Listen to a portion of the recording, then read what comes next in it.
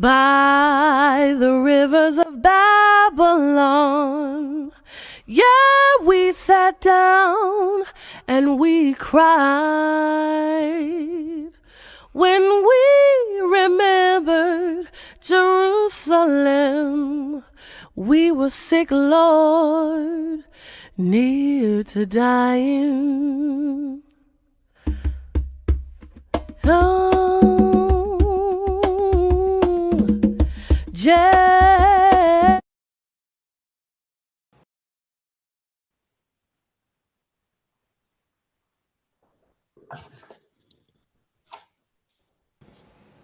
Shalom, shalom, family. Welcome to another Tanakh review. My name is Zurishaddai, one of the teachers of congregation BINAH, CHOKMAH, better known as D.C.B. We're located in the Red Hook section of Brooklyn, New York. Thank you, the Most High, King of the universe, for life, food, clothing, and shelter, wisdom, knowledge, and understanding. Thanking him for being the creator of all things and the one who allowed us to wake up all this morning, the one true living God, the Most High God, Yehudah. Thanking you all for joining us today. Once again, reviewing the Torah portion, Yethro. We'll be going over that, and also Proverbs 17. Also giving due respect to the leader of our congregation, even my brother, Chief Prince Yethro ben Yissaschar. And I thank you all for joining us and continuous support to this channel and to this program. We don't take for granted all of you who continue to support. Don't forget to share, like, and subscribe. And also, don't forget to send in your questions. Like Nasik always says, whatever he could answer, he will answer. And whatever he can't answer, he just can't answer. He would try his best to answer, but, you know, put your questions down on the comment in the chat. And he always reviews and looks back and to look out for your questions to try to answer. So this is about building and elevating and making sure that everybody's in the right path in order to serve this true and living God. So without any further ado, I'm going to pass it over to one of my teachers and one of my mentors, even Nasik, Zurishaddai ben Yehudah. How are you, Nasik? Great, Baruch Hashem. First of all, I'd like to give praises to the supreme intelligence of the universe, God of my forefathers, God of Abraham, God of Isaac, God of Jacob, and due respect to the platform and more on the D.C.B channel platform, spiritual leader, Chief Prince Yethro ben Yissaschar, to the host Chief Uzael, to the Princess Chief Rabbinate, Maureen, Cornine, brothers and sisters, visitors to the channel. I greet you all in the tongue of my forefathers, Shalom Aleichem, and early Shabbat Shalom. And I like to always start off with Adonai Septai Titakofia Gitia Theaka. Oh Lord, open down my lips, and my mouth shall declare praise. I'm gonna read this could be the 17 Proverbs series, but I always like to go back and review some of the Sidra and highlight some points within the Sidra, which was Yethro. And it starts from the 18th chapter of Exodus, the first verse, and it continues all the way to the end of the 20th chapter of Exodus. What I find so dynamic in this particular portion, we left off last week with Amalek, in our battle with Amalek, and excuse me, and plus I thank for all those that left the comments in there, and hopefully I was able to answer or assist and give clarity to certain things that was in the comments. Anything that's not clear, I fail to present clearly or erroneous. I don't have a problem, correcting myself, sending me that correction if I need to make a correction on some areas or some I haven't delivered that well. All right, so what I find interesting in the opening portion is that now this actually the first time that you actually have a sidra named after a man. The first Sidra that's named after a person is Mother Sarah, Ima Sarah, Abraham's wife.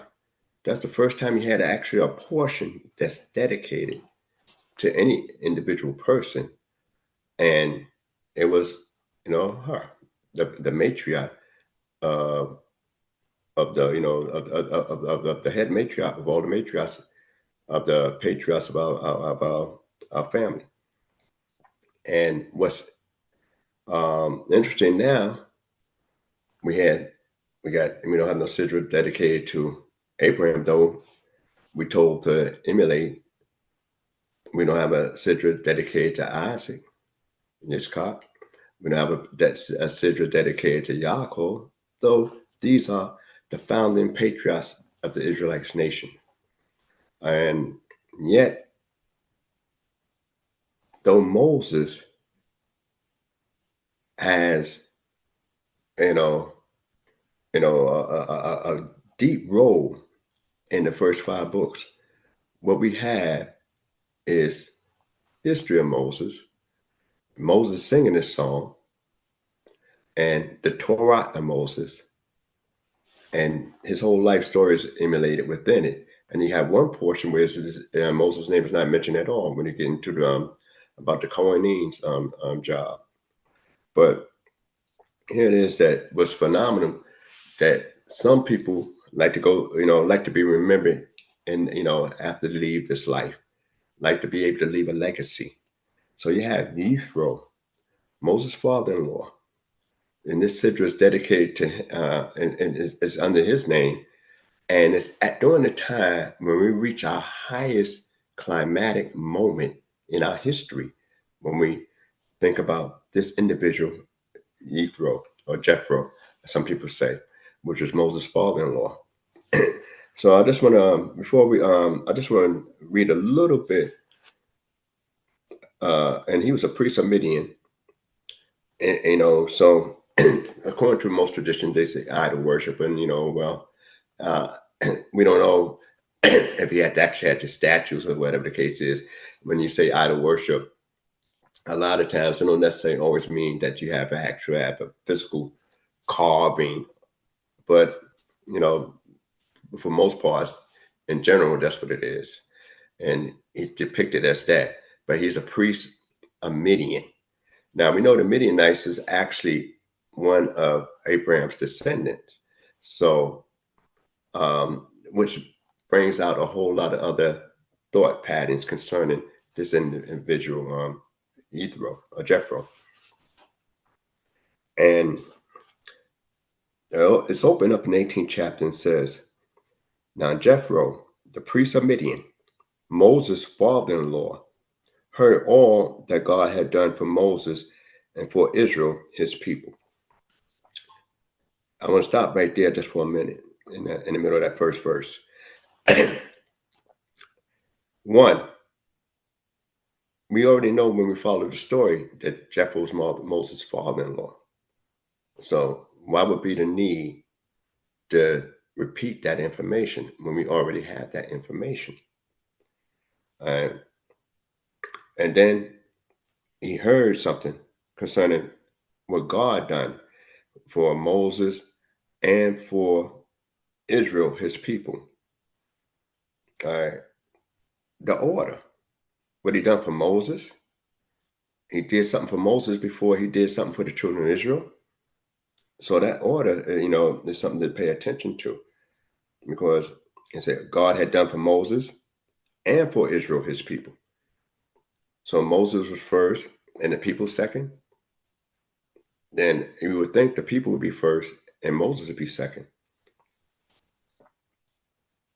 All right. And how that the Lord brought Israel out of Egypt.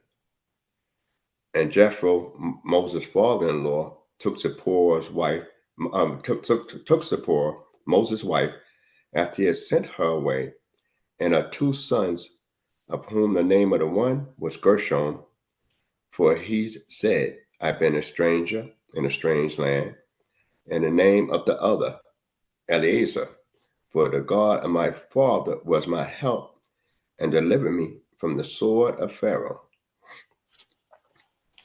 So he has those sons before he went back and returned into Egypt. We don't know much about their sons. Only through history, one of the descendants of Moses' sons wind up being, dealing with idols and stuff like that. Went off the path. But that's another story that you'll pick up later on. In during the time of the judges. But what I like to bring out is that most people, most father-in-laws, and most mother-in-laws, they usually be more influential in a lot of people, a lot of the children's marriages. And here, that in America especially, they always say, well, they had a song, Mother-in-Law. The meanest person I know is mother-in-law. And father-in-laws, when do you get involved in your children's marriage and relationship?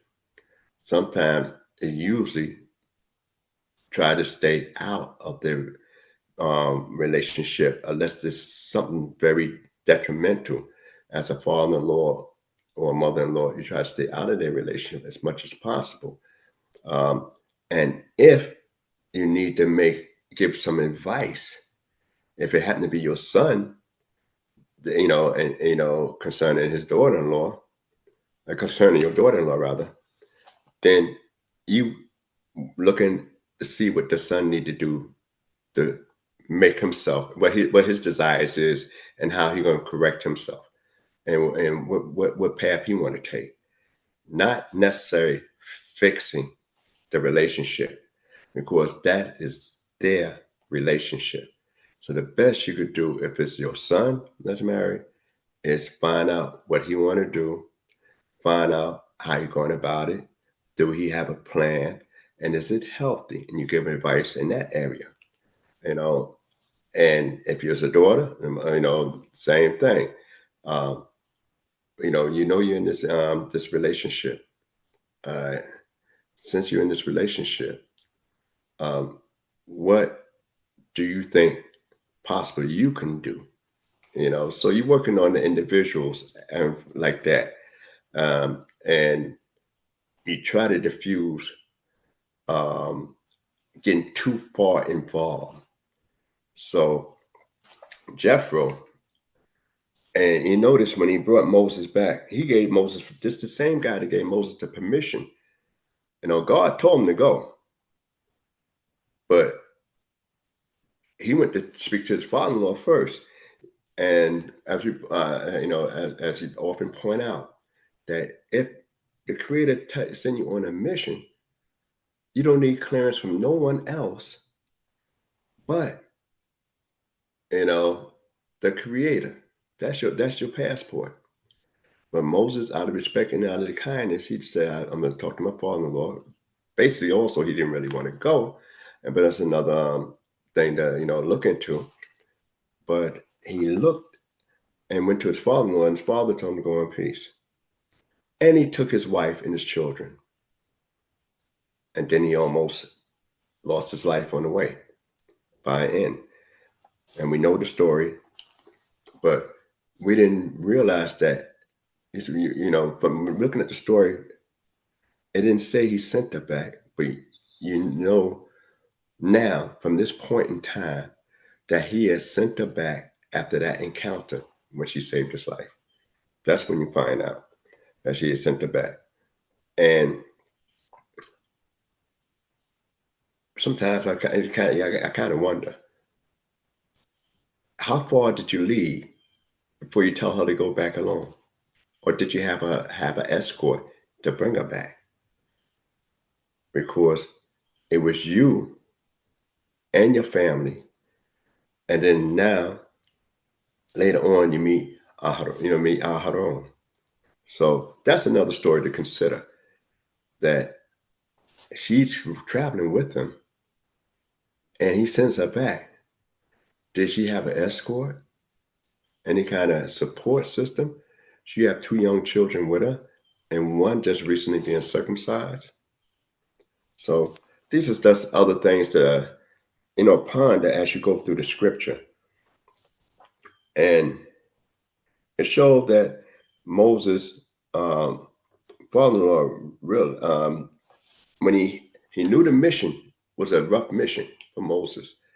Everybody understand when you go ready to try to liberate a people and you try to destroy an economy of an empire, a country, that you're going to be met with a lot of obstacles.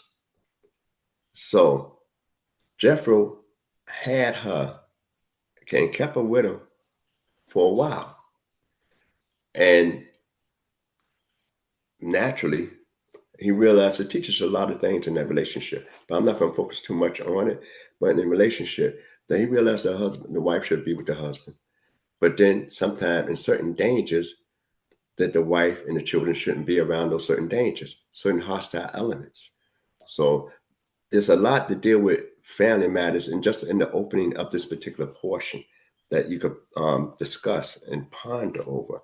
I'm not going to focus that much on it because I'm going to just hit a few points here. But he sent her back, as I said already, and he got the meaning of the 2 children. And we didn't know what the name of the second son was until this particular point in time. All we know is that he had a son, but we're getting actual names here in reference to both of the children, both of the sons that Moses had. And when Jethro heard, he know that he was not bringing his children, his grandchildren, and his daughter into an unsafe environment. That's very important. That one thing a father like to know is that their children and their grandchildren are going into a safe environment. You heard what God had done for them, including the battle with Amalek, including that battle. So now you got one outsider, Amalek, family member, distance, that was hostile towards the children of Israel. And you got another family member that was not hostile towards a family member of Israel. And so I just want to read just a little bit of this here. And said, for the God of my fathers, fifth verse, and Jethro, Moses' father-in-law, came with his son and his wife unto Moses into the wilderness, where he was encamped at the Mount of God. And he said unto Moses, I, thy father-in-law, Jethro, am coming unto thee, and thy wife and her 2 sons with her. And Moses went out to meet his father-in-law and bowed down and kissed him. And they asked each other of their welfare. That sounds strange. You heard a lot about what God did for him, but how do you feel about what God did for you? And how was your health through all this saga? Because it was no easy job. So if Jethro heard, then Amalek heard. All the other nations heard. And then what was even more striking when he asked about the welfare, said, that's not enough. I heard what God did for you and the people. How you feel about it. Sometimes when God works in people's lives, they have a nonchalant feeling about, oh, that's no big thing. Or they have an enthusiastic, feeling. That was the greatest thing that could ever happen to me. But how you feel when God enters your life and work in your life. And Moses was concerned about him because he had to travel with Moses' major first responsibility, which is his wife and his two children, his 2 sons. And Jethro then just jump in and walk right up on Moses. He sent word. Now imagine you done travel already, and after you travel, now and you sent word, I am come. All right, so it's a type of courtesy, and you notice that Moses went out and bowed and kissed him, kissed his father-in-law. He bowed to his father-in-law, showed that kind of respect. And you figure, Moses, this man of God, with all this power, he's showing all this kind of respect for his father-in-law. We're going to go just a few more verses in this. And it said, and Moses told his father-in-law all that the Lord had done unto Pharaoh and to the Egyptians for Israel's sake, and for all the travail that had come upon them by the way, and how the Lord delivered them. And Jethro rejoiced for all the goodness which the Lord had done to Israel, and that he had delivered them out of the hand of the Egyptians. And Jethro said, blessed be the Lord. Baruch Hashem. He's the only one that's identified as saying that. He's not the first to say that, but he used the tetragrammaton, and it's not uncommon for outsides to address our God, the God we serve, by the tetragrammaton, his proper name. So, but he talked about the deliverance, right? Not the destruction yet. Let's read a little bit further. Who have delivered you out of the hand of the Egyptians, out of the hand of Pharaoh, who had delivered the people from under the hand of the Egyptians. Now, that means that it's not about the destruction. It's not about the plagues that he's enthused about. What he recognized is that you have an oppressed people that's being delivered by a God. When we left out of Egypt with a high hand, as the book described, this is the first time a people, any slave people or nation, leaves another nation after being a slave, leave and just get up and walk without fighting for their liberation. Israel, and there's never ever been another case of that, where you had a nation was in the midst of another nation that gets up and leave their masters without a fight. And they go and fight for them. So this is one of the great things. And from that, he says, now I know that the Lord is greater than all gods. Yea, for that they dealt proudly against them. And Jethro, Moses' father-in-law, took a burnt offering and sacrificed to God.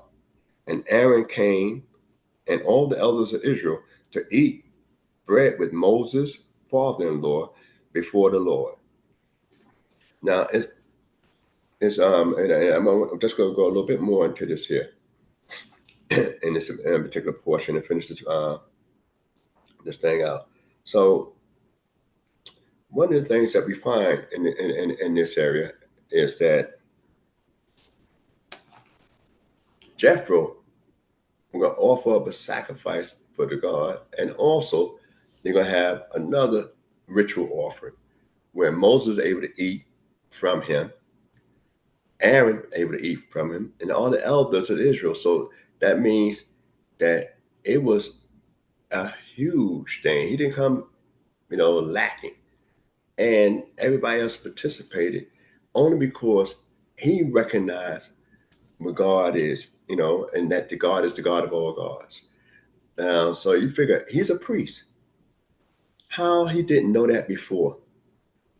So there's a lot of things concerning Jethro, some of the character that we can extrapolate, and plus a lot of the sages talk about his character. That he knew about all the great religions and that existed of his time. And not only he knew about it, he participated in seeking a true way of life, you know. And a lot of times people will say, well, I studied this, I studied that, and I see this is not it. That's okay. You know, when you study different ideologies, different religions, and you find out that this is not, you know, for you, so to speak. But unlike studying it, when you participate in, I participated in this, I found out that wasn't good enough for me. I found flaws in it. I participated in that and I found out it was flaws. When you participate in the various activities of ideology, religion, so to speak, you know that religion. When you study it, you got an outside view of the religion. But when you actually participate within those different religious ideologies and culture, then you definitely know it thoroughly. I read about Catholicism.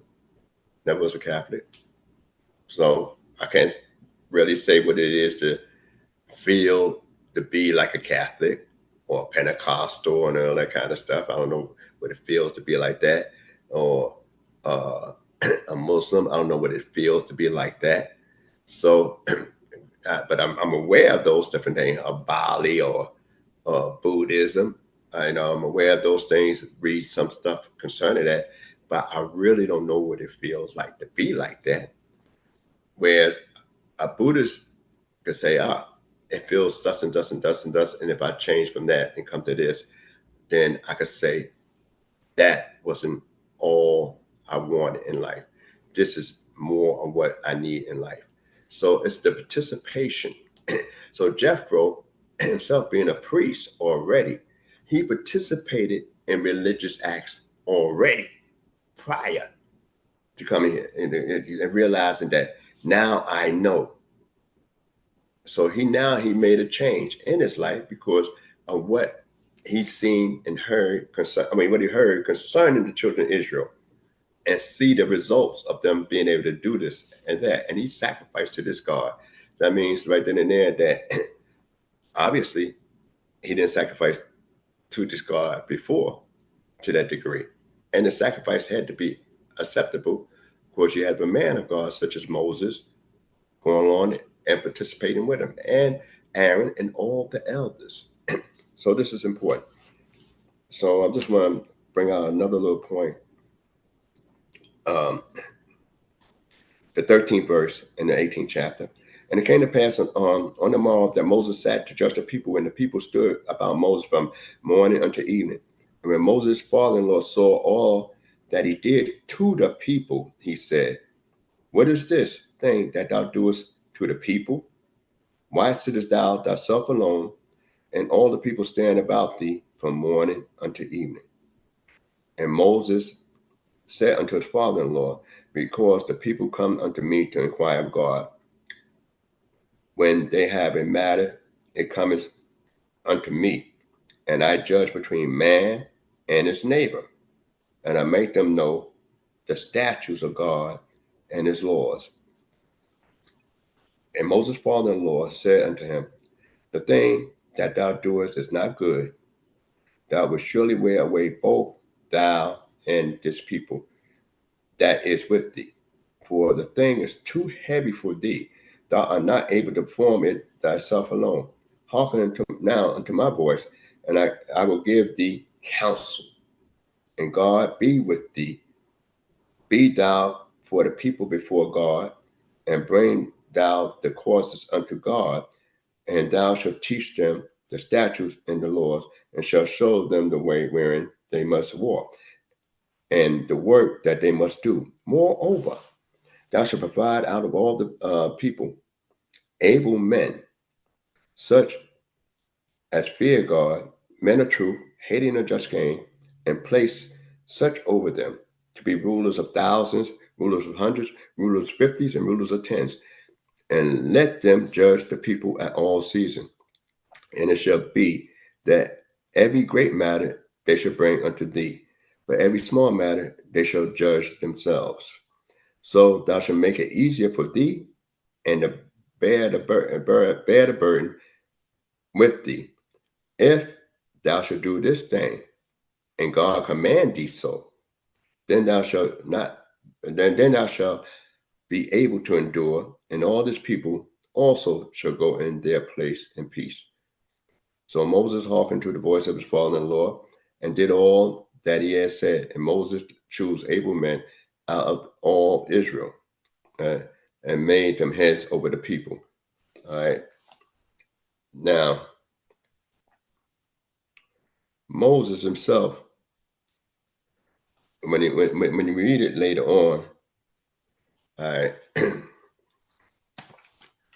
you read where the judges that he chose, he followed a good part of his father-in-law advice, but not everything exactly to the letter. And I don't have time to really go into it this particular point, but we go over it and find out that Moses was told to choose people to do that, but then he didn't leave that burden onto himself alone. He want everybody else to participate in saying who you think is a good judge. And also the criteria for the judges was not quite the same as his father-in-law brought up. The resume, so to speak, that Jethro put before him. And Moses could have said, well, God talked to me.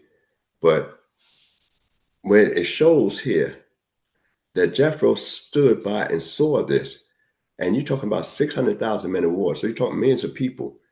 And Moses sitting there handling the case. We know when you go to a motor vehicle place that renew your license plates, or better yet, you stand online with your groceries and there's only one cashier open and there's no self-checkout, and you got to stand online. All right. Just that alone, waiting to pay for something that you're not asking for, you're paying for it, and you got to wait a long time, could be an ordeal psychologically and everything. So imagine all day long Moses having people waiting in line. So now you got 600,000 men of war. How many people you going to address in one day? That's number one. So that should seem like a simple thing, that if you was raised up in the court, don't they have certain administrations you can pick that up? And then one of the things is that it shows that because Jethro was ignorant about the full potential of the God of Abraham, Isaac, and Jacob, he now know that God is a great God. He just now know from what he heard that was done. But he wasn't a dummy to civil life. He was very, very astute to civil life. Whereas it shows that because we are Israelites, don't mean that we're the smartest people. And a lot of people misconstrue when Moses said, when people hear such laws and statutes as these, he will say, surely this is a wise and understanding people. All right. They're talking about the civil laws. They're not talking about what I eat, pork or not, whether I eat, catfish or not, whether I eat buzzard or not, or whether I observe the Shabbat or not, or whether I dress this way or not. They talking about the civil laws of how you relate to mankind. As we're gonna get into the Decalogue a little bit. So I just want to bring out a few points in that area there, and then I'm gonna skip on over from there, from the counsel of Jethro, and I want to read from the 19th chapter when God gave Moses instruction concerning the mount. Now we know we reached Mount Sinai in the third month, so we got that idea. So it's like a little shy of 3 complete months of our exodus from Egypt that we left. So it took us 49 days pretty much as we get ready to get to the prepared to hear God's revelation from the Exodus. So it says in the 19th chapter, and the Lord's 9th verse, I'm going to pick it up from the 9th verse.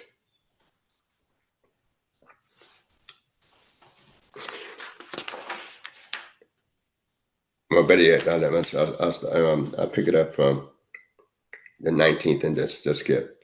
In the third month after the children of Israel were going up forth out of the land of Egypt, the same day came they unto the wilderness of Sinai. So we know what time that was.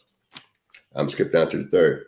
And Moses went up unto God, and the Lord called unto him out of the mountain, saying, Thus thou shalt say to the house of Yaakov, and tell the children of Israel, the house and the children, they, according to rabbinic literature, they say the house is the women, the children is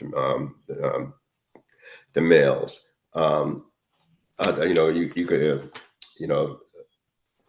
just say the nation. Either just say the nation for now. And fourth verse, you have seen what I did unto the Egyptians, and how I bore you on eagle's wings, and brought you unto myself. Now therefore, if you will hearken unto my voice, indeed, keep my covenant, then you shall be my own treasure from among all the peoples of all the earth is mine. For all the earth is mine.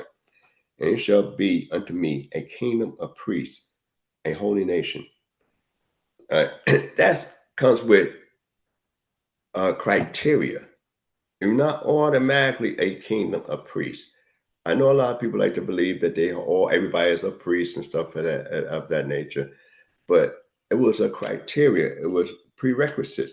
You got to be able to, at that time, if we would have did everything that the Creator wanted, then that's it. Now we'll be a light into the nations, but all of us is not a priest, a priest, and we are a nation that has a true priest of the Most High God, in that area. But this is what it says. It came with a condition. And a peculiar treasure, sugula. When you talk about a peculiar treasure, that don't mean value in the sense that I'm gold and you're silver, or I'm silver and you lead.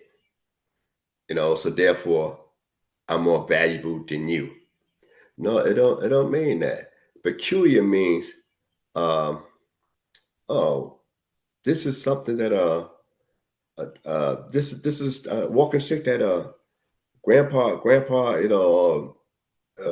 Grandpa Shimon had made, and he carved it up and made all these little designs in it, and he spent a little time on it. Wow, that is very valuable to me. And it may not be valuable to nobody else, but it's valuable to me because it's from my grandpa. I got something that belongs to him. So that's what it means when they talk about a sugula, a treasure, in a sense that it only valuable to one who esteem it valuable, but don't necessarily mean it's valuable to everyone else. And so I like to try to drive that point home, that because we are God's peculiar treasure, don't mean we're better. And God took the least. If he took the best to make something great, that's not saying much because you're already starting off with the best. But we take the least. And I'm going to bring on a couple more points here before I go into the Proverbs. All right. So, and I want to focus on the sound. All right. And it says, and it came to pass I'm in the 16th verse. All right, Betty, let me just finish out something from the 9th verse. And the Lord said to Moses, Lo, I come down unto thee in a thick cloud, that the people may hear when I speak with thee, and may also believe thee forever.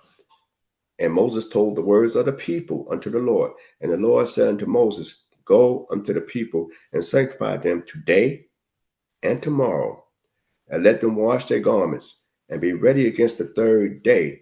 For the third day the Lord will come down in the sight of all the people upon Mount Sinai, and thou shalt set bounds unto the people round about, saying, take heed to yourselves that ye go not up unto the mount, or touch the borders of it. Whosoever touches the mount shall be surely put to death. No hand shall touch him, but he shall surely be stoned or shot through, whether it be beast or man, it shall not live. When the ram's horn soundeth long, they shall come up to the mountain. Now, that particular part, and where I'm going to speak on the sounds a little bit, which is important. And as we got down to, let's see, I'm going to finish off 1913. Turn to this in the Hebrew text.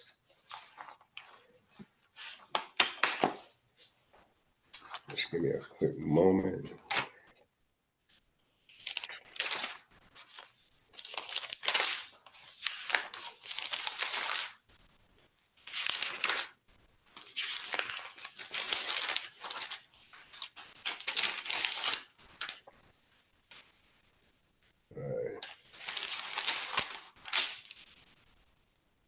Okay.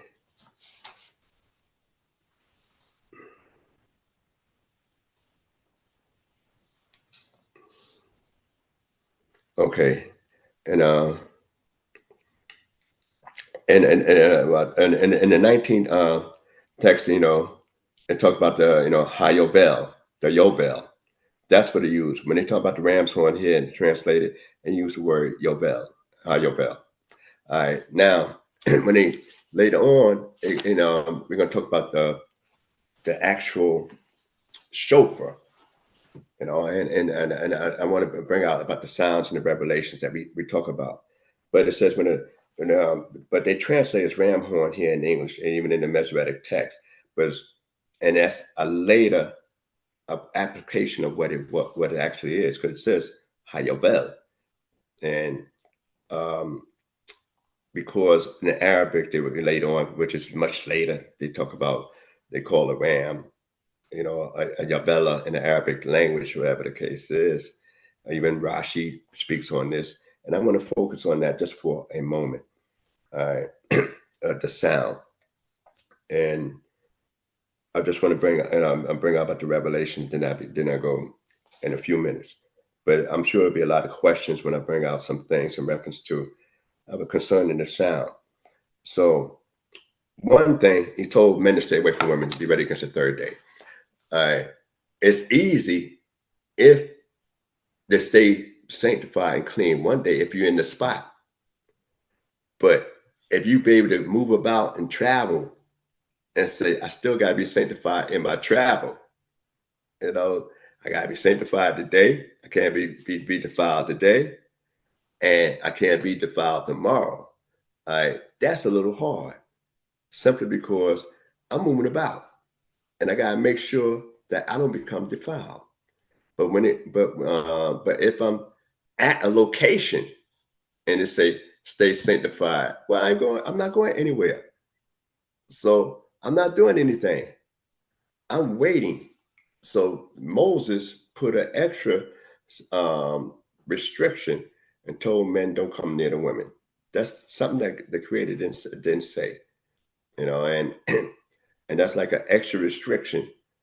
And it's strange that the women's supposed to be there. The children's supposed to be there. Why is that statement made if everybody supposed to witness this great revelation? And that's one of the things. So now I'm just going to highlight and just fast forward and speak about the shofar and the Yobel, because the word Yobel is the first time it's used here. And I'm aware they got a lot of midrashins and on reference to it, but it's always, you have different opinions concerning this. And for me, I didn't receive any satisfactory answer. I always had a hard problem with it. Why would they say Yobel here when you hear the Yobel, and then later on you only hear about the shofar blast? Now we know about the shofar blast. We know we read about the Karen Yobel, which is in the book of Joshua, which is Karen means a horn, Kuf Resh Nun, that's a horn. And and that's what we call it, the Karen Yobel in Joshua the 6th chapter. We know it also and talked about how high Yobela, Yobelo, whatever it is. They have those different songs, sounds, instrument they talk about. So now when they talk about, we know we got what you call Jubilee, the Yobel that we observe every 50 years in the land, and the land of the year release that's declared with a shofar blast at the end of Yom Kippur on the 50th year. So we know we have that there as well. So when we have that in the end of the 50th year, then we're blowing the shofar. So now, what is the Yobel is a question. And did they hear the Yobel? That's another question. And the revelation. So the commandments itself, we know, is in the first person. It's for the first person singular, in a sense. Well, delivered to the first person singular. We all got it as an individual, I should say. As an individual, it's in the singular. So the Creator is speaking to everyone when he has revelation in the 20th chapter.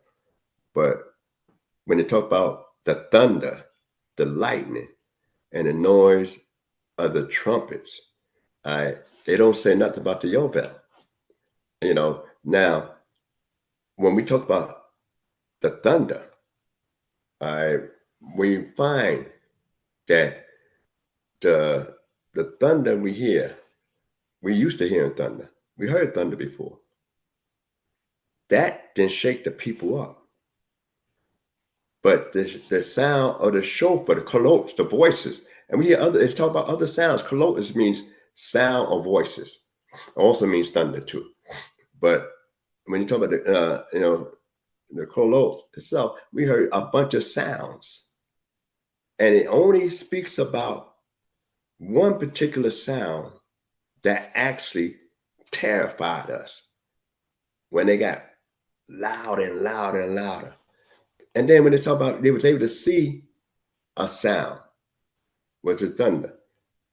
What was that revelation like? How do you see something?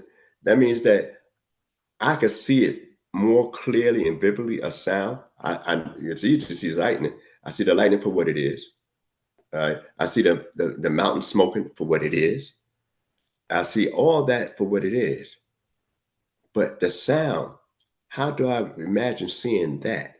And then what sound? And then and the Yobel itself is we read in later on in the prophecy, and men hear the shofar, we're not a people tremble. So a shofar sound supposed to make you, it doesn't sound pleasant. It's supposed to be more terrifying and alarming. We have an alarm that blows with the shofar. Now, when they talk about the Yobel, it's not supposed to be a sound that's actually intimidating. Hence, when we blow the shofar in the 50th year, after Yom Kippur for release, that sound shouldn't be intimidating, and yet we got on Yom Teruah a blowing of the shofar. So now we have a lot of different legends they have. I don't like to go into those legends because I don't accept that. Some of the legends, but I'll just share. One, they try to say this is a special horn. They have a big horn and a little horn and all that. But I'm saying, if you believe, and I'm just in case people write me and tell me about, well, the sages said, well, it's about the ram that Isaac, that was replaced in front of Isaac, and the horns there was a special ram from creation. I'm somewhat familiar with that. But do the Creator need to have a shofar? Do the Creator need to make himself a horn? So these are some of the things that you got to ask. All right. And then who's blowing? We assume, most teachers, will say, the angelic beings blowing. But do we need the angelic beings to the signal that the creator is about to leave?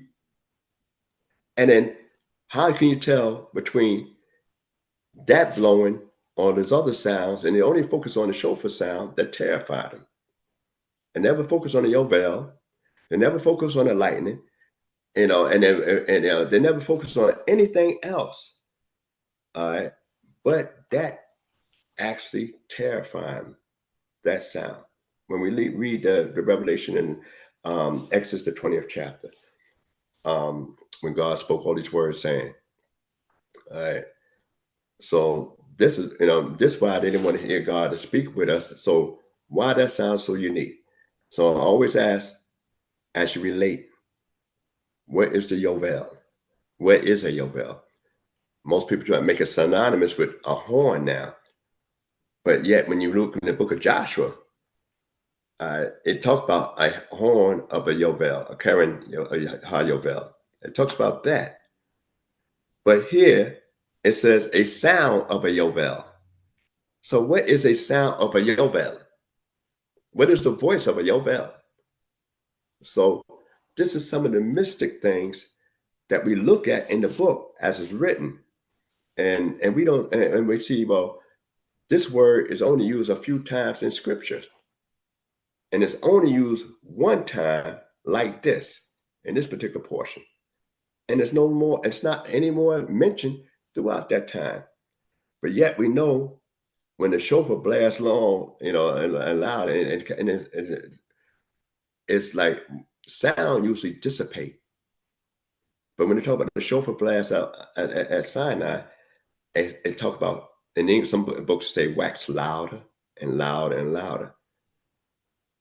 How do the sound constantly keep increasing in volume without a pause, without a breath? And then if it's a sound, why would they, again, my question is, why would they need an instrument? What would be the purpose of the instrument? This is God making his presentation. And could it be a special shofar horn? And a horn is actually from an animal. A shofar from so what kind of animal are we grabbing it from?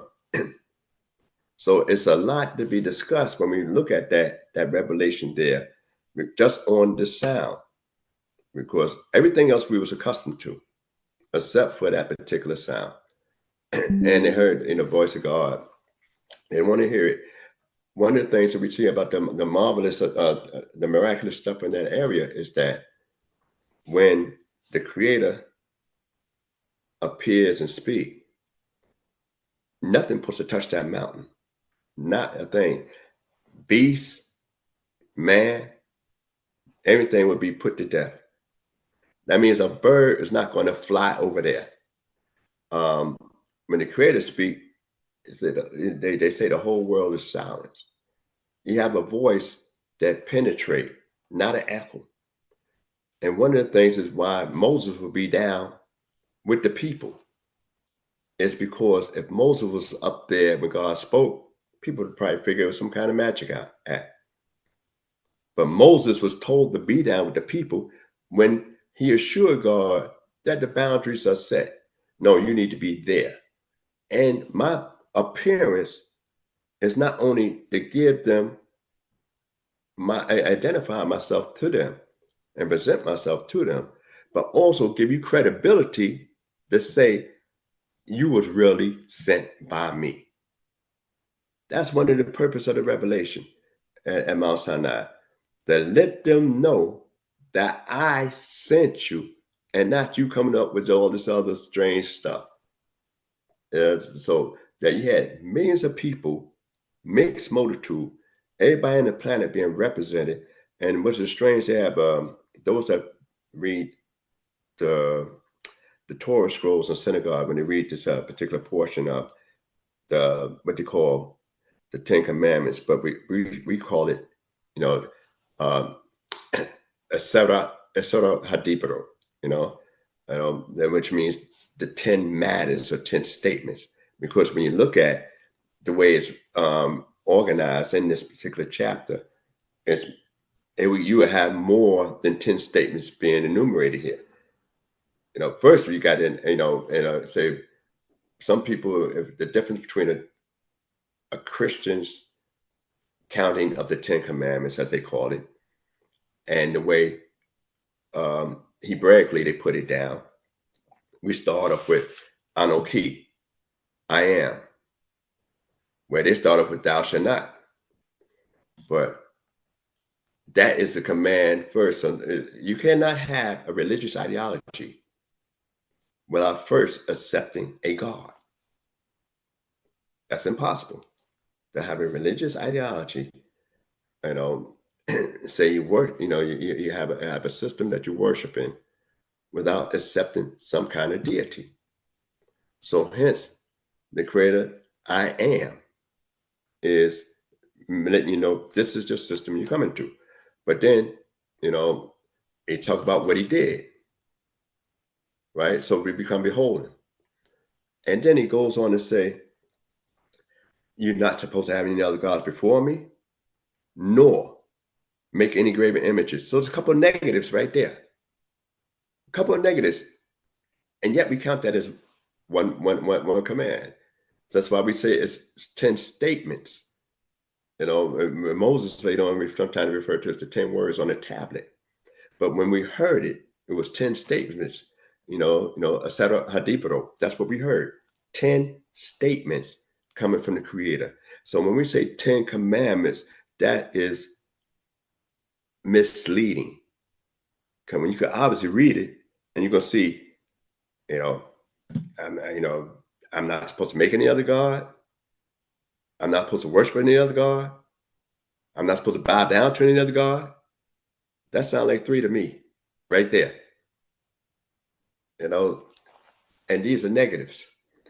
And you got negatives and you got positive commandments. One more thing I'd like to mention before I move on to the Proverbs is that when we think about, and I'll come back to this a little bit as we go into Mishpatim next week, is that this particular portion, the commandments, you have a slightly different version in the book of Deuteronomy. And also you read this here same particular portion twice in a year. You read it now, and you're going to read it around time of Shavuot. This particular section on Shavuot, at the time when we actually receive the commandments. And then also that when the commandments given on the mountain, and you can learn a bunch of lessons from the mountain. But we had this number 3, the third month. And when we think about the third month, we look at number 1 is conformity. Number 2 itself, you have opposition. But when you talk about 3, then you have a unity. And how we have a unity? When a man and a woman get together, first we all as individuals. That's conformity. We're all individual.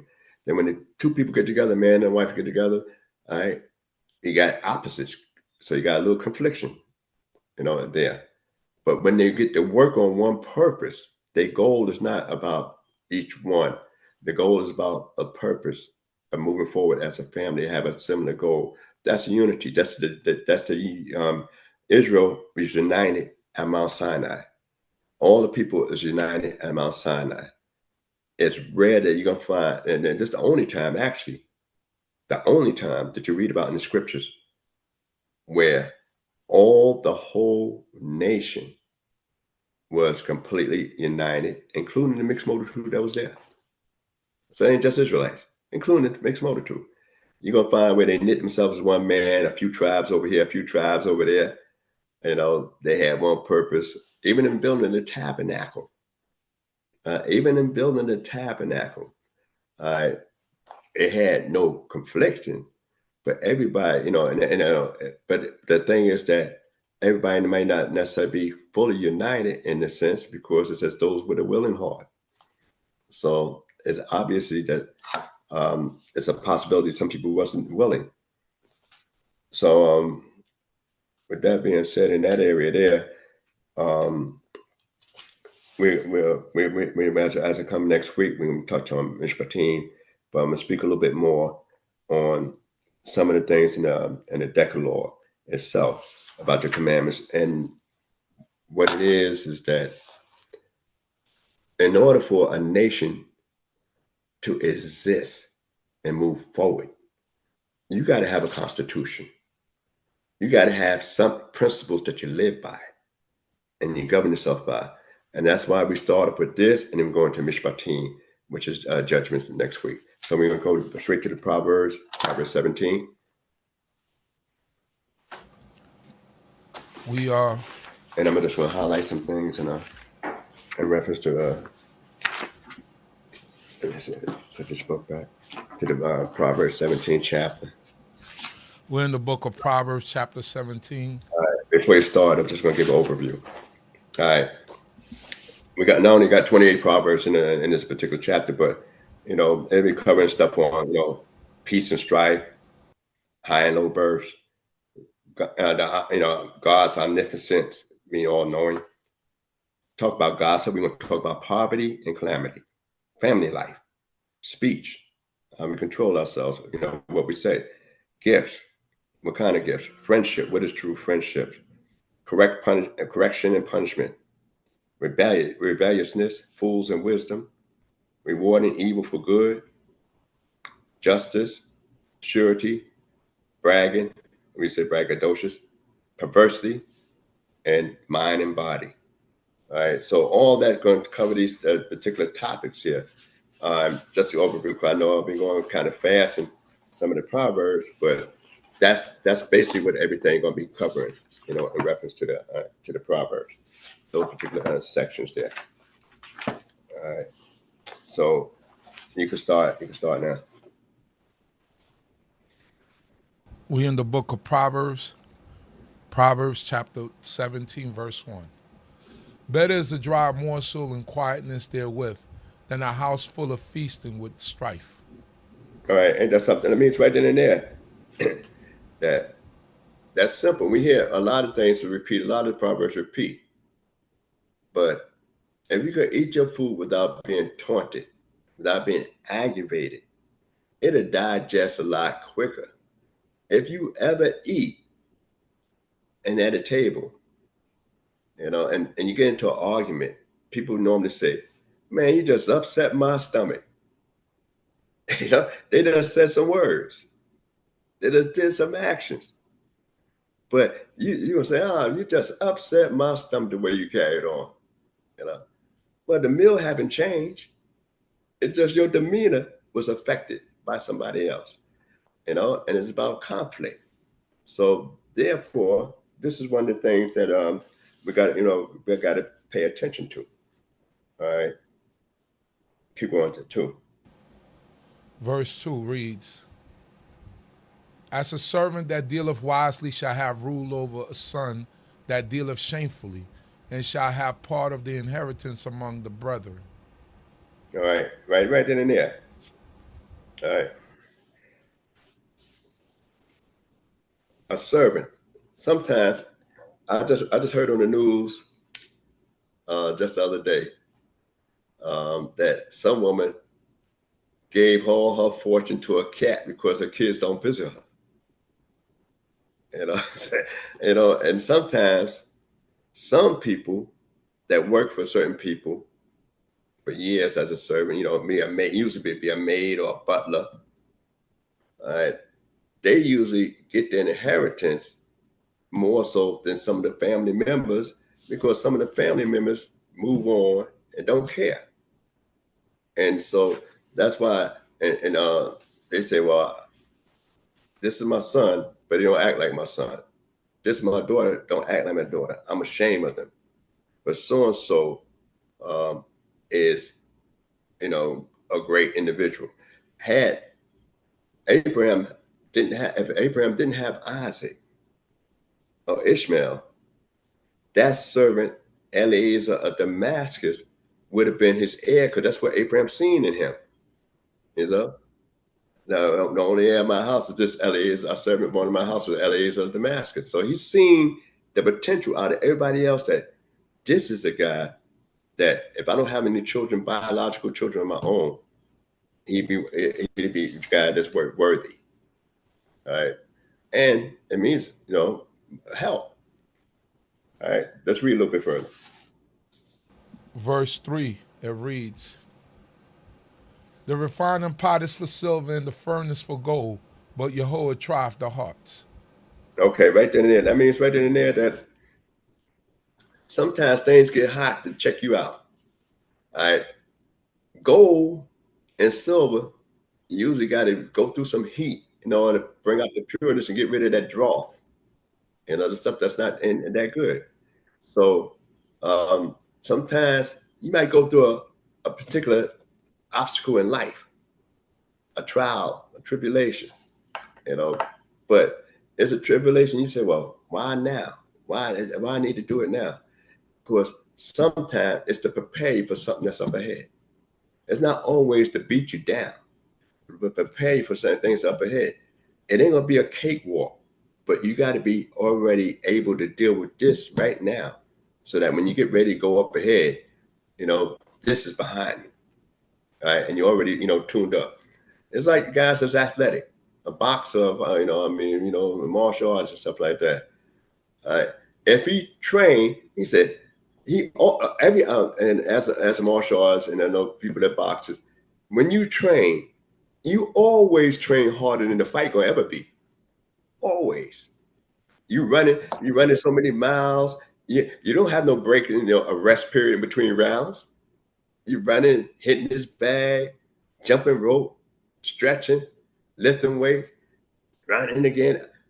And sometimes guys might run for about an hour. No fight gonna last, even in the professional world, an hour. You're talking about 3-minute rounds. So you're talking about, 12 times, well, basically, if you're talking about, yeah, you get close to it, But I'm saying, but you running most times you're running more than an hour, and when you run an hour or so, you ain't finished with your training. Now you're going to some other workout. So you always work out harder than the actual event be. And sometimes God send you through a trial and tribulation for that, conditioning you. Continue. It reads, verse 4, a evildoer giveth heed to wicked lips, and a liar giveth ear to a mischievous tongue. All right, that right then and there, you know what I mean? Sometimes, people like to listen to, bad gossip. You listen to bad gossip, you sit, when you like to listen to bad gossip, and you become a gossiper, because you're looking to make yourself important. All right. But this here, and you want to be able to say the stuff and repeat the stuff, regurgitate it. But they tell you in Leviticus, the 19th chapter, 17th verse, thou shalt surely rebuke thy neighbor and not bear sin, because of him. So sometimes, you can't be given, and an evildoer giving heed to wickedness lips. You got to rebuke him. You got to tell him about himself. You got to stop that right away, so you don't be part and parcel to it. Continue.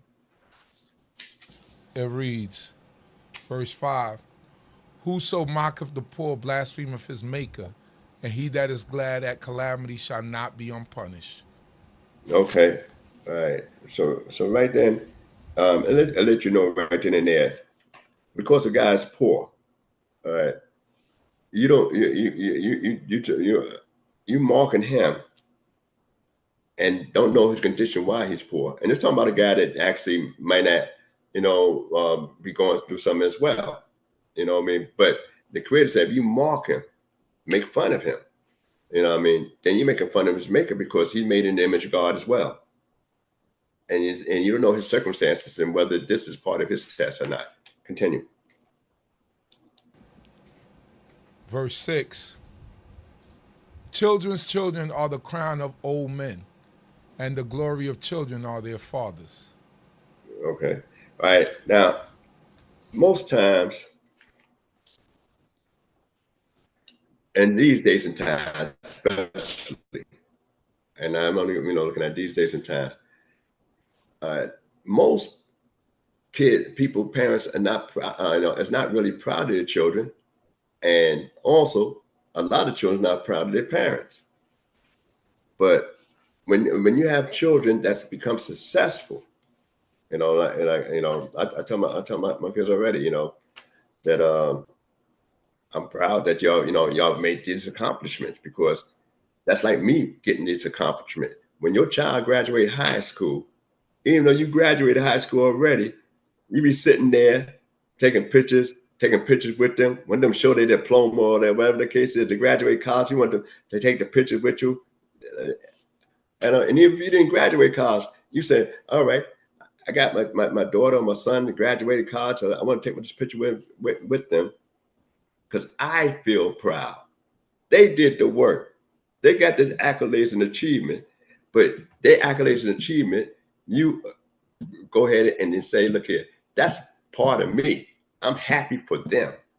And very few people could be happy for another individual. So in most sports world, people that accomplish certain things, rarely they say, I thank God. And then they rarely get credit to their parents. They would talk to their team. I couldn't do it without my so-and-so support, this so support. But they rarely talk about their family, But yet, most parents, when their children accomplish something, they are proud like that, always proud. I remember when I was a kid, I don't know if people do that too much now, but I know when I was a kid and we graduated public school, in the sixth grade at the time, and you had your graduation ceremonies, you get you a new outfit, looking all nice and pressed, and your mother and them and father would come there, and they dressed up like it was a real holiday, and everything. But you got your new stuff, and they will tell you, but you got to put this on, put that on, make sure your ears is clean, hair comb, going up there to the graduation ceremony, and they be clapping when you go in there and everything, and they be talking to other people, and the parents whose kid didn't graduate, that's supposed to graduate, if they up there by any if they ain't dressed properly, they feel a way about that. People feel a way about that. So it's like a real grand thing when I was coming up. All right, continue. It reads, verse 7, overbearing speech becometh not a churl, much less do lying lips a prince. Okay. All right. So, sometimes you got to, not talk too much. I try to,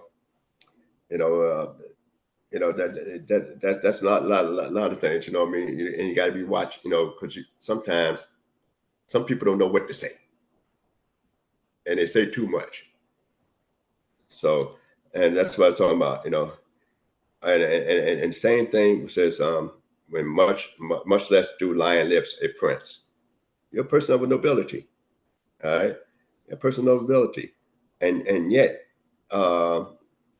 you act ignoble in the way you present yourself, because you already got status, but your status is not enough. You got what we used to say, fake the funk. That we used to say in there coming up. Continue.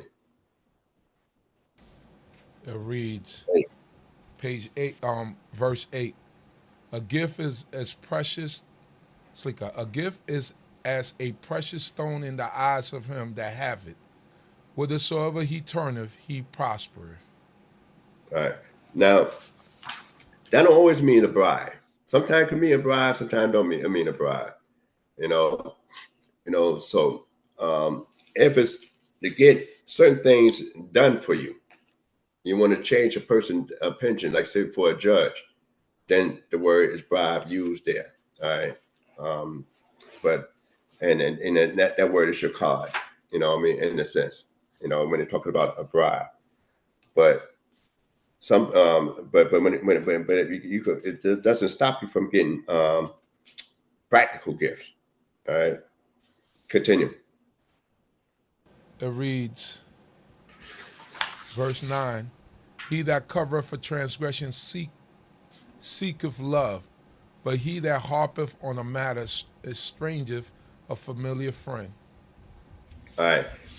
The real ability is when somebody do you wrong, did something to you, and they and you say, well, there wasn't any in my right mind. They might have been drunk, might have been high, or caught up in the moment and not watching their tones around certain people. And sometimes other people influence people on how they talk, and they being not high, whatever the case is, not intoxicated, no kind of hallucination or anything in there. And you could say, well, I'm gonna overlook that because he really didn't mean that, or she didn't really mean that. That wasn't intentional, and that's when you become a friend. When you hide the transgression there, because you say, well, that one of the things I used to say, when you see a person say certain things, you can look at it as an oversight. And if it's an oversight from that person that says something that's offensive, you can look at it as an oversight, and it makes it easy to overlook it. So you take it as an oversight so you can be able to overlook it. Continue. It reads, verse 10, a rebuke entereth deeper into a man of understanding than 100 stripes into a fool. All right. I mean, right in there. That's very simple. If you understand as a wisdom of a wise man, he's gonna say, "Oh man, I was really caught out there like that. I really did that. I act a fool like that. Oh no, I don't want to be that. That's not me." But you go be the person and be the person and be the person, and he will never change. That's a fool. That's a fool. That will never change. So that's why it says a wise man changes often, but a fool will never change. All right, let's continue. Verse 11, a rebellious man seeketh only evil. Therefore a cruel messenger shall be sent against him. All right. That means somebody going to be tougher than him. That's all. Continue. It reads, verse 12, let a bear robbed of her wealths meet a man, rather than a fool in his folly. All right. So that goes on to tell you, right then and there, that sometimes you got to watch who you mess with. That's all. Bottom line. Watch who you mess with. Continue. It reads, verse 13, whoso rewardeth evil for good, evil shall not depart from his house. All right. Sometimes you do something good for some people and they disregard it. And then not that you're looking for payback when you do good, when you do genuine good. But when you look out for a person, take care of them, try to do the best you can, protect them from certain things. And then they go ahead and try to, sniper you from behind. You looked out for them, you warn them from, dangers, harm, and then they set you up. That is, that's what this proverb is talking about. That people that you do good for, and those people that try to do you wrong, they set themselves up for a downfall. Because we used to say, when you dig a pit, dig two. All right. Continue. It reads, verse 14, the beginning of strife is as when one letteth out water. Therefore leave off contention before the quarrel break out. All right. In other words, you got to know when to diffuse it. That's bottom line. Some things ain't worth carrying on too long. Because the longer you talk, we say, well, enough talk. We haven't spoken long enough. Now we keep on talking, and we're gonna go to another area. So sometimes you got to know when to say, okay, this conversation has reached its limit. And you got to know the temperament of individuals. Some people don't want to talk long. Some people get caught up in the emotions where they won't even hear you. They'll talk with you. They might act like they hear you by maybe they seem like they're answering you, but they're really not paying attention to what you're saying. Continue. It reads, verse 15, he that justifieth the wicked and he that condemneth the righteous, even they both are an abomination to Yehovah. All right.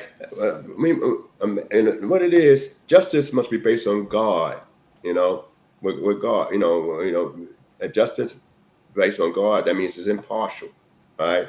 You're not supposed to be according to your convenience.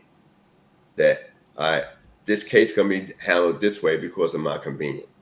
Justice got to be impartial. Justice got to be based on what God considered as righteous. Continue. 16. It reads, verse 16 reads, wherefore is there a price in the hand of a fool to buy wisdom, seeing he have no understanding? All right. So, you can have money and you might run a course for a little while, but we always say a fool in the gold soon depart. So with wisdom, you be able to make it anywhere. And the thing is that you're going to know the right people. You're going to be around the right people. You're going to know the right things. And you're going to have the things to say. Don't you know that your wisdom also can become a merchandise of a market? I told a story one time about you got them merchants. Got one scholar was traveling on a boat, and when he was traveling on the boat, all the big time merchants was on that same boat. And while the boat was traveling from one point to the next point, the boat had got hijacked by pirates. So this guy come off, everybody lost their wealth. They come to make money and they lost everything they had to the pirates. So this individual had asked him, said, well, you lucky you didn't have any merchandise. He said, no, I still got my merchandise. He said, what merchandise you had? They didn't take anything from you. He said, no, I still got my merchandise. He said, come with me. So he went to the nearest neighborhood, where school, where people was looking to study Torah. And he started, they spread out the red carpet for him, food, lodging, and he started talking on Torah. And he said, see, my merchandise, you cannot steal. It's freely given. And it's only appreciated by those that really know the real true value. So that's why he was able to support the guy that lost all this merchandise that he had. And so you had some silk merchants, you had some people that dealt with pottery. All that was snatched up by the pirates. All right, continue. Verse 17, a friend loveth at all times, and a brother is born for adversity. All right. You can't choose your family, but you could definitely choose your friends. And a lot of times, you figure a brother should be close with you, but sometimes you have these little battles. Normally when y'all get close, when you start to go on your own pretty much, tend to go your separate ways. Then you say, oh, let me talk to so-and-so. But most times you have more in-house fighting over little stuff. My seat, I want that. I want that piece of chicken. I want that. I want that part of the cake. You got more fights there. But a real friend you choose. And most times, very few people, even amongst our ancestors, all the brothers didn't hang out together. You find Judah had a friend, hanging out. He said he went down from his brothers. But more, but a friend loves at all times, and a brother is born for adversity. That means that if you have a hardship, and you can look at it from another perspective too. If you have a hardship, a brother himself, he's able to help you because he feels the same pain you feel.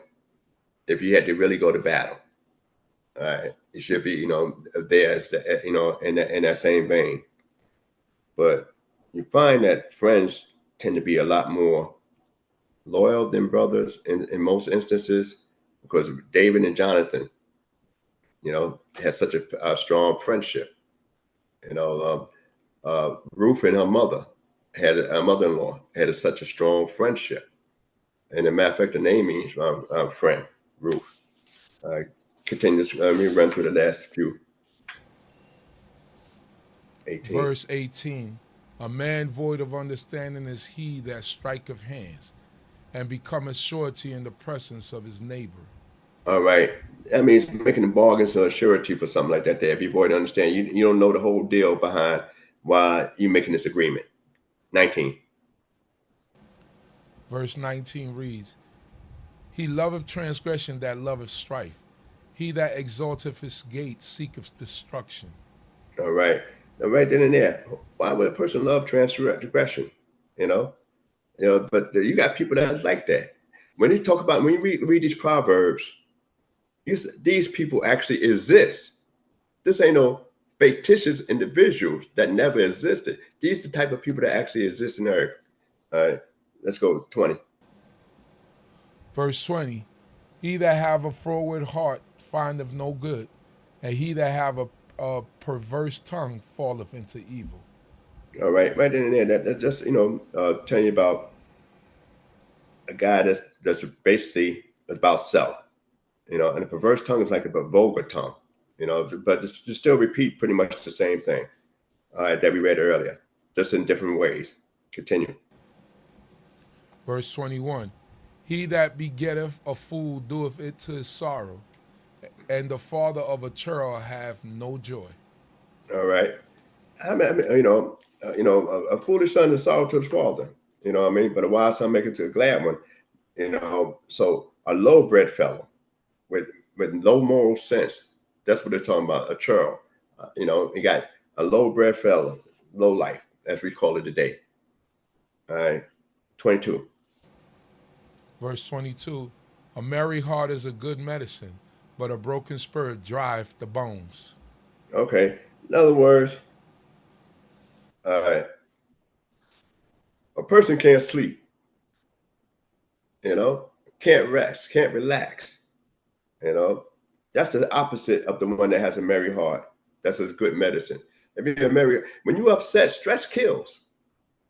Anger destroys. And not only if you act upon the anger, but it started to destroy your very being. Your blood, it's been proven that when a person gets angry and stuff like that, people say, make my blood pressure rise. That's anger.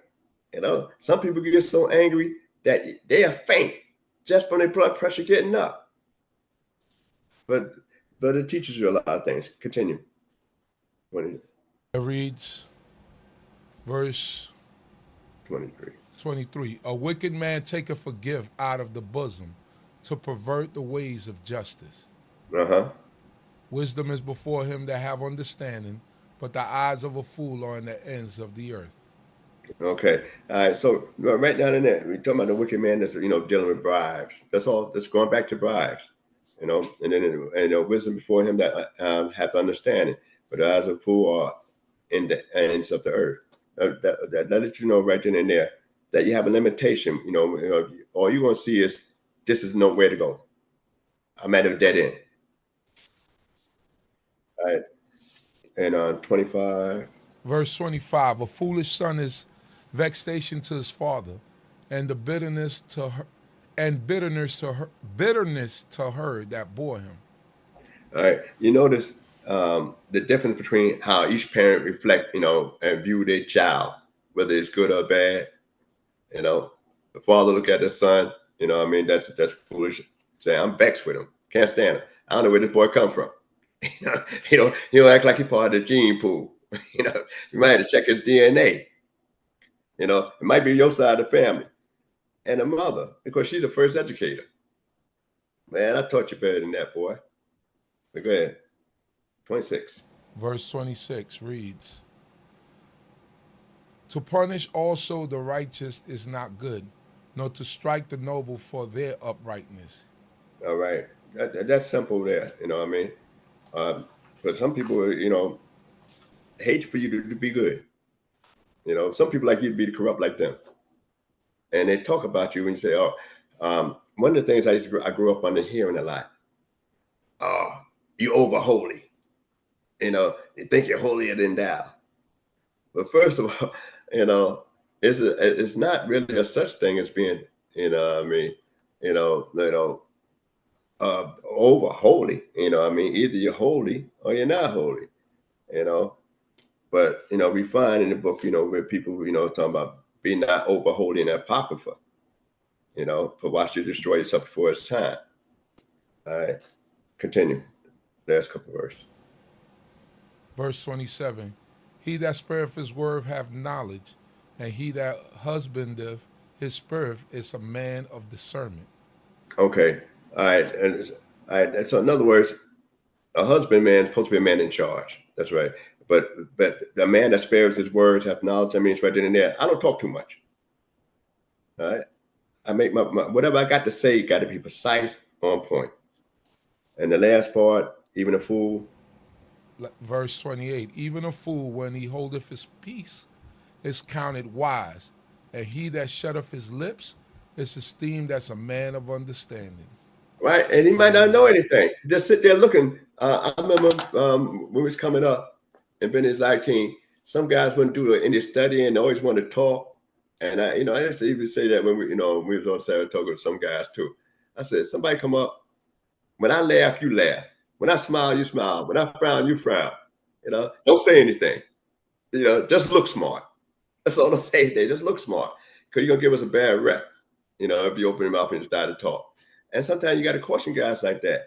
One of the great things is when you stand with a bunch of brothers, especially, Israelite brothers and stuff, and somebody comes to ask a question, you could rest assured if everybody is on the same page and know how to answer the question most appropriately, and sometimes you will say, oh, hold up. Hey, what's your question? Oh, well, you need to talk to this brother right here, and you might save face for the individual there, but say this brother here, it might be more suited. Simply because not that you ain't suited yourself, but the brother he's talking to right now ain't suited. So you're going to direct him to another brother, and you also hide and shame for the brother that you said that the individual had first approached to ask a question, because you don't want to reflect on the whole. So I hope you got some of what I said. I know I've been a little bit over time this trip. I'm gonna try to tune it up a little better. Any mistakes been my own, and just leave a comment and I'll try to address it. And everybody have a good Shabbat. And I'll be changing scenes next week a little bit. Hallelujah. Torah about Nasik. Thank you all for joining us. Don't forget our Unity event that's coming up this May 25th. Going to put up the flyer. Thanking you all for your support. And maybe, this is a few months before, but maybe we'll get to see some of you at this Unity event. Congregation Bay D.C.B. presents an event of glory to the Most High. Unity Shabbat Kum, we must rise. May 25th, 2024. Services will begin at 11 a.m. Shelves Lost, Brooklyn.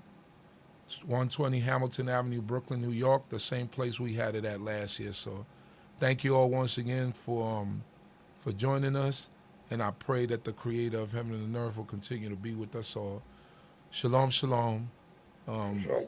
Yah willing, see you next week. Hallelujah.